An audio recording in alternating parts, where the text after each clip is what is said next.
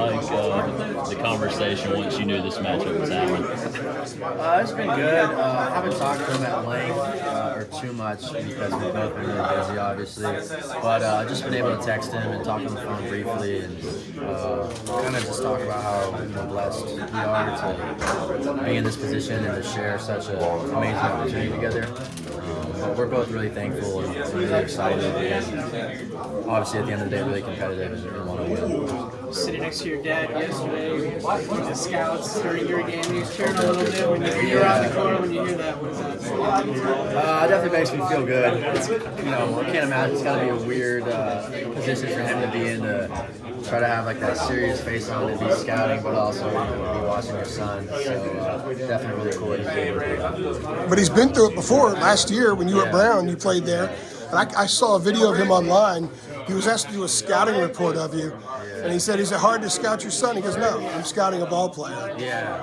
I think he tries to, back up and take a bigger picture of it and try to eliminate the personal aspect of it, and I try to do the same.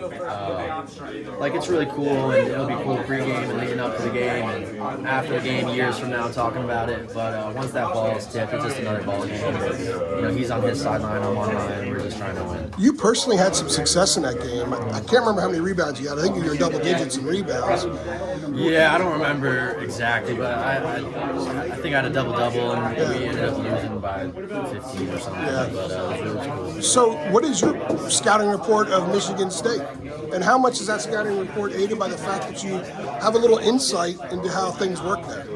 Yeah, I think they're obviously a super talented team who's going to defend, rebound, and try to push the pace. And that's typical of a coach team, and obviously they're very dangerous. And, I think that I'm familiar with them obviously because I've been able to watch them over the season, but also just going home in the summers and playing pickup with those guys. Like, they're all my friends and stuff, so it is cool to kind of have that aspect as well. So have you played much with the current players? So you like Tyson Walker and those guys? And give me a scouting report on a couple of the guys you're going to face tomorrow. Yeah, especially Walker. He's pretty good. I've been able to play with them in the summer and play like pro-ams with them up in Michigan, or just get workouts in up at Michigan State together.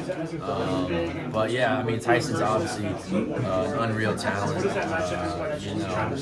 Great, ball handling skills, great speed, shooting ability, and he's really dangerous in pick and roll situations. So we're gonna have to contain him and make sure we limit his three-point opportunities.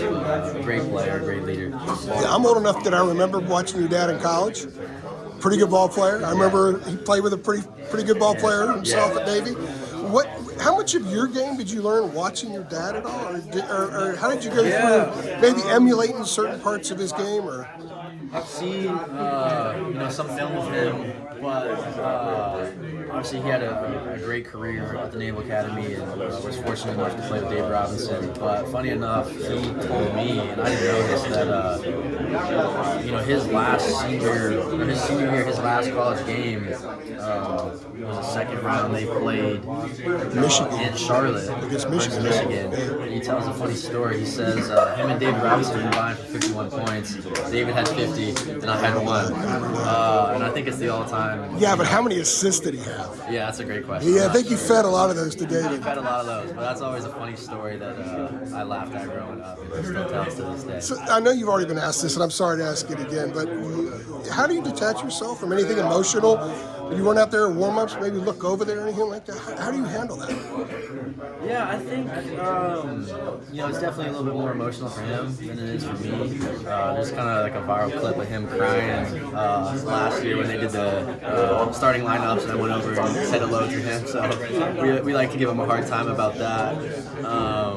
But I think emotional for the both of us. But like I said earlier, once that ball is tipped, it's kind of just going to be another ball game. And we're just really